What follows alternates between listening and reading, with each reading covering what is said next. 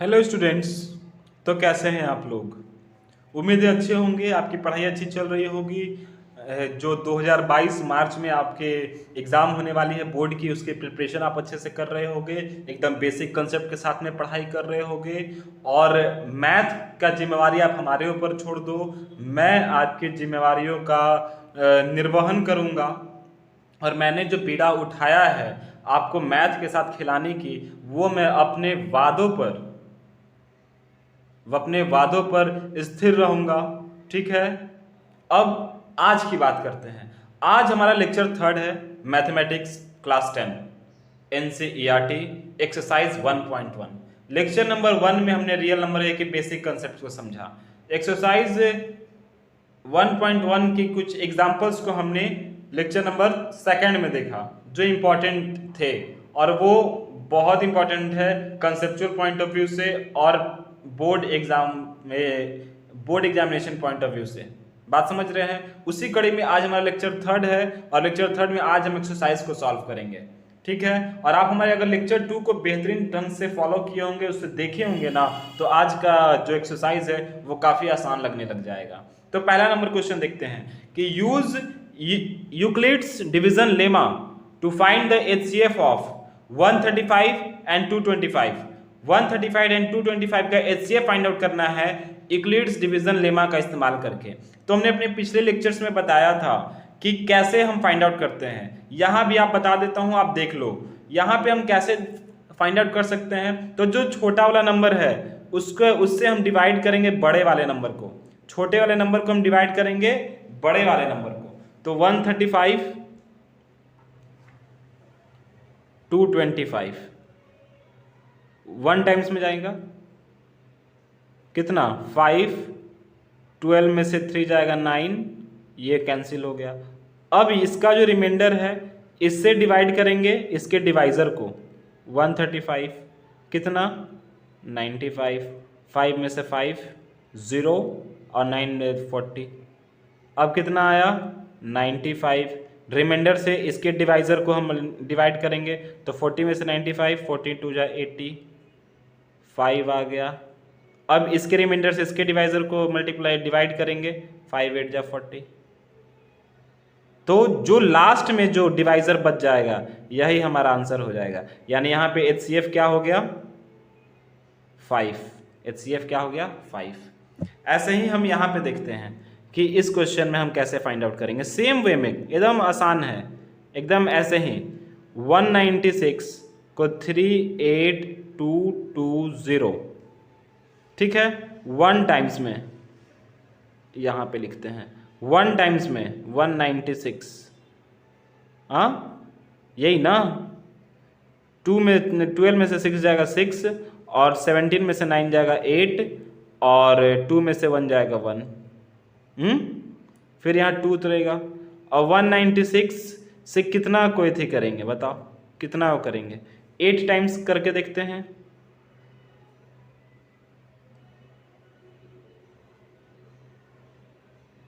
Nine times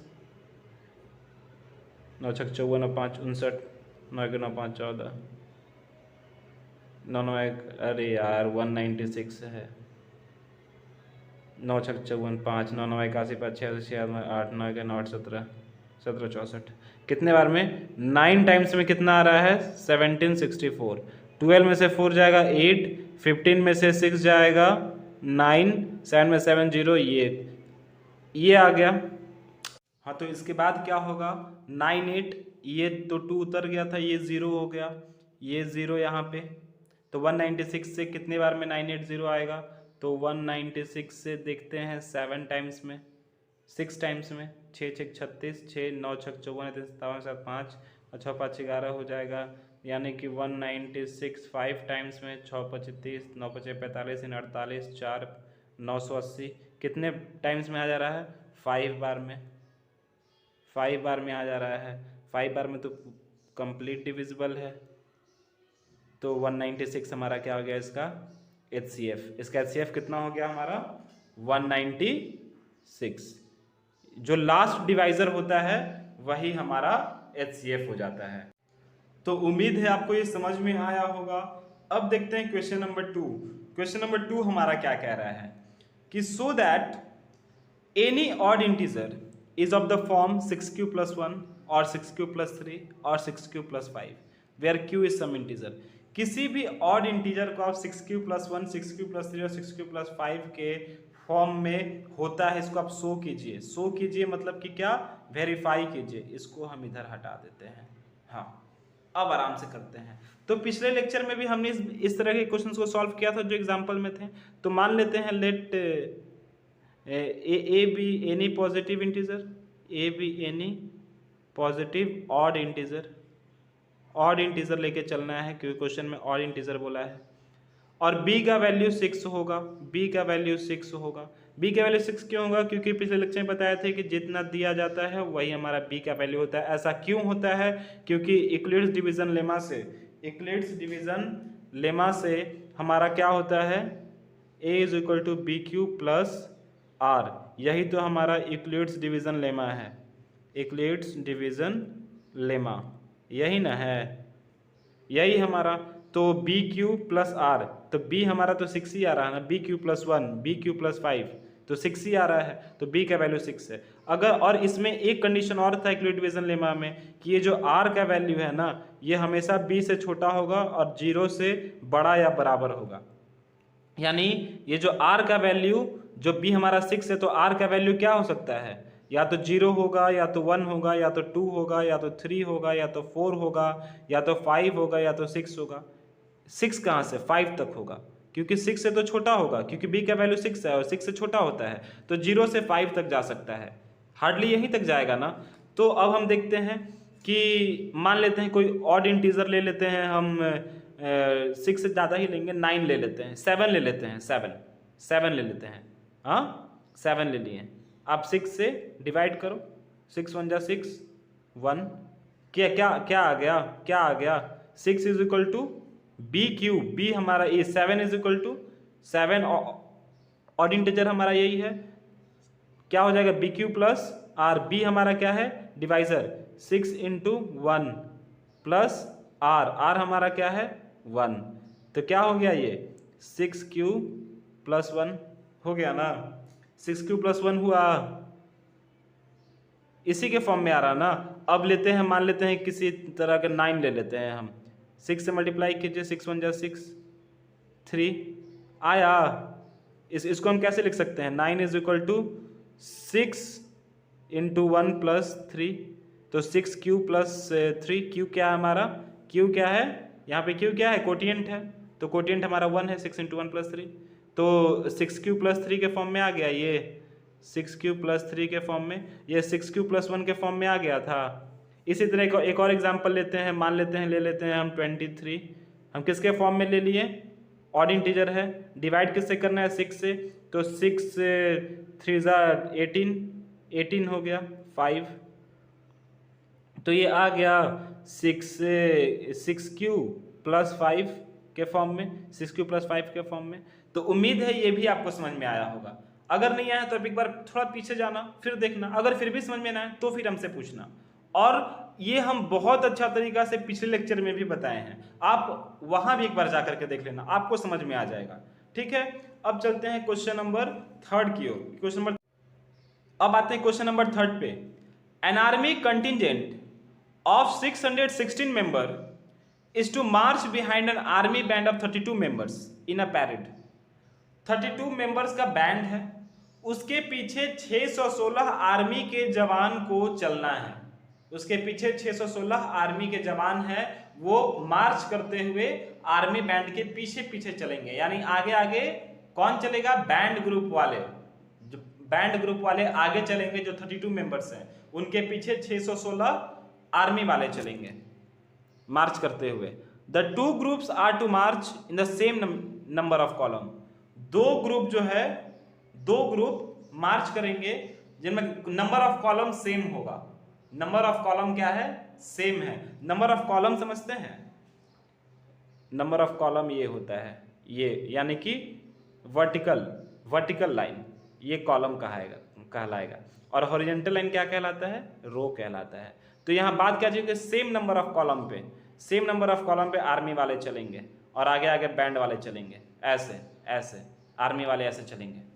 तो पूछ रहा है दो ग्रुप है, दो ग्रुप मान लेते हैं एक्स ग्रुप और वाई ग्रुप, दो ग्रुप में आर्मी वाले बट गए हैं और दोनों ग्रुप में सेम नंबर ऑफ कॉलम है, एक्स ग्रुप में भी सेम नंबर ऑफ कॉलम है और वाई ग्रुप में भी सेम नंबर ऑफ कॉलम है, ऐसे।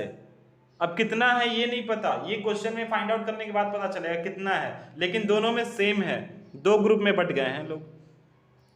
What is the maximum number of column in which they can march, तो मैक्सिमम नंबर ऑफ कॉलम ही तो फाइंड आउट करना है कि मैक्सिमम ज्यादा से ज्यादा कितना कॉलम हो सकता है। बात समझ रहे हैं? हाँ, तो अब क्या करेंगे, क्या करेंगे भाई, HCF निकालेंगे। और इस तरह क्वेश्चन में HCF क्यों निकालते हैं, पिछले क्वेश्चन में एक स्वीट सेलर वाला क्वेश्चन था जिसके पास 420 काजू बर्फी था एंड 130 बादाम बर्फी था, उसको एक ट्रे में इस तरीका से अरेंज करना था कि number of barfi her stack में सेम हो। वो क्वेश्चन को हमने बहुत अच्छा समझाया है, इसके पिछले वीडियो ही है, आप प्लेलिस्ट में जाकर के देख लेना, बहुत ज़बरदस्त वीडियो है और वो बहुत ज़बरदस्त क्वेश्चन भी है और बहुत इंपॉर्टेंट क्वेश्चन है वो, उसे देख लेना। और वहाँ पे हमने बताया है कि इस तरह क्वेश्चन में HCF फाइंड आउट क्यों करेंगे, तो यहाँ पे हम बता दे रहे हैं कि यहाँ पे HCF फाइंड आउट होगा, क्यों होगा, क्योंकि maximum number of column you have to find out, आपको maximum number column find out करना है, ठीक है। तो ये X ग्रुप है, ये Y ग्रुप है, यहाँ पे मान लेते हैं कि ग्रुप है X, Y है, ये नंबर ऑफ स्टैक मान लेते हैं कि Z है, X ग्रुप में नंबर ऑफ स्टैक नहीं, नंबर ऑफ कॉलम मान लेते हैं Z है, तो यहाँ भी तो Z ही होगा, यहाँ भी तो Z ही होगा ना नंबर ऑफ कॉलम, क्यों, क्योंकि दोनों में सेम नंबर ऑफ कॉलम लिखा हुआ है। और एक कॉलम मान लेते हैं कि हमारा A मेंबर है, एक कॉलम में A मेंबर है, खड़ा है, यहाँ पे A आर्मी के जवान खड़े हैं, तो X में कितना हो जाएगा, X में टोटल आर्मी वाले कितने हो जाएंगे, A इंटू जेड। और यहाँ तो कॉलम सेम बोला है, यहाँ पे कितने नंबर है ये नहीं बताया गया है, तो ये मान लेते हैं कि हमारा B है, तो Y में मान लेते हैं B इंटू जेड, इतने ही आर्मी के जवान होंगे ना, इधर इतना ही यहाँ होंगे, तो इस दोनों में कॉमन कौन आ रहा है, Z आ रहा है। अब Z दोनों में कॉमन यानी कि नंबर ऑफ कॉलम सेम है और मैक्सिमम निकालना है, तो यही तो है हाईएस्ट कॉमन फैक्टर, यही तो है हाईएस्ट कॉमन फैक्टर, तो आप निकाल दो। अभी हमने यूक्लिड्स डिवीजन लेमा पढ़ा है, यूक्लिड्स डिवीजन लेमा से ही निकाल देते हैं भाई। कैसे निकालेंगे, तो 31 2 1 जा 32, 11 में से 2 जाएगा 9 एंड 5 में से 3 जाएगा 2 और ये 6 हो गया, तो 32 में कितना जाएगा, ये 32 9 जा करके देखो, 9 2 जा 18 एंड 9 3 जा 9 2 जा 18 और 9 3 जा 20 से 28, 288 कितने बार में, 9 बार में 288 आ गया।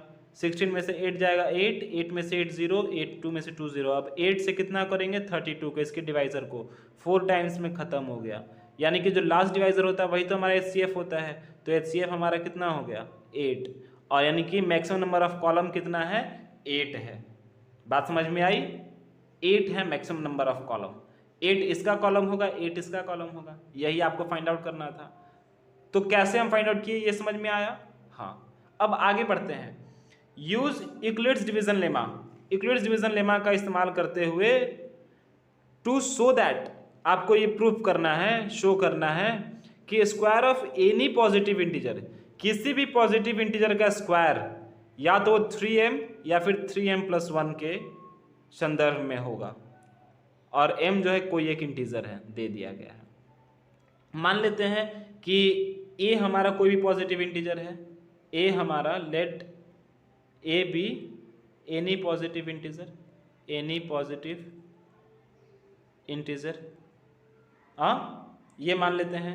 यूक्लिड्स डिवीजन लेमा से इसको अगर हम डिवाइड करेंगे तो क्या आता है, BQ प्लस R, यही आता है ना, BQ प्लस R।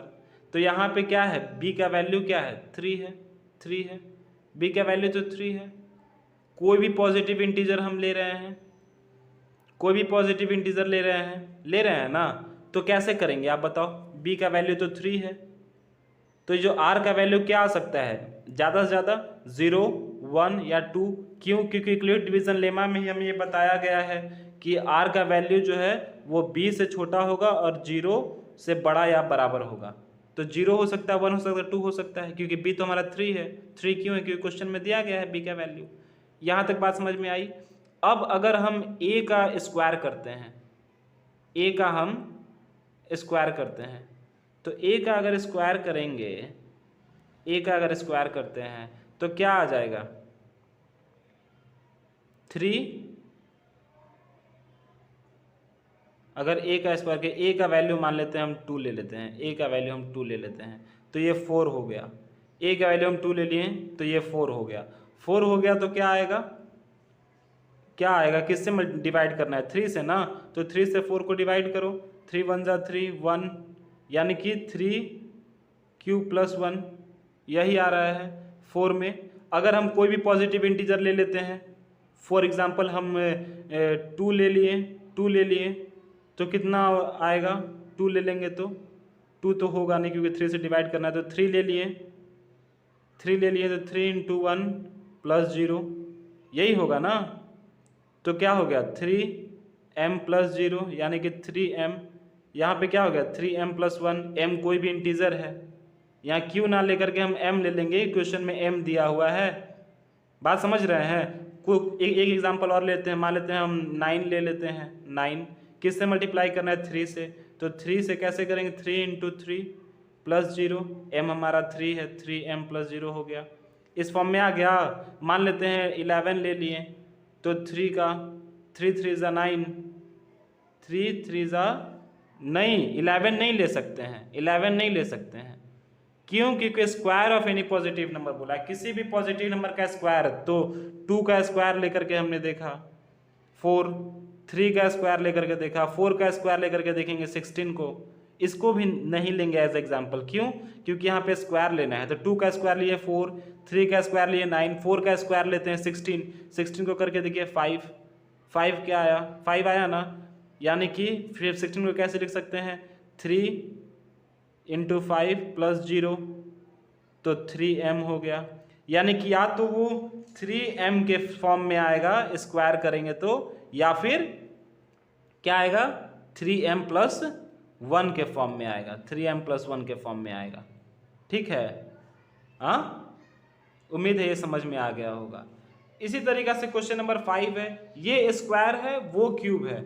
आप ट्राई करना, ठीक है? बन जाएगा तो आप हमें हमारे कमेंट सेक्शन में बता देना। अगर नहीं बनेगा तो अगला वीडियो में हम इस क्वेश्चन को इंक्लूड करेंगे। ठीक है? तब तक आप लेक्चर 1 को देखिए, लेक्चर 2 को देखिए, अच्छे से पढ़ाई कीजिए, और लेक्चर 3 को देखिए। कोई भी प्रॉब्लम आता है तो आप हमसे पूछिए। और वो जो स्वीट सेलर वाला हम एग्जाम्पल 4 जो है वो बताए हैं एक अलग वीडियो में, आप उसे देखिए, वो बहुत इंपॉर्टेंट है। और तब तक के लिए धन्यवाद। जय हिंद।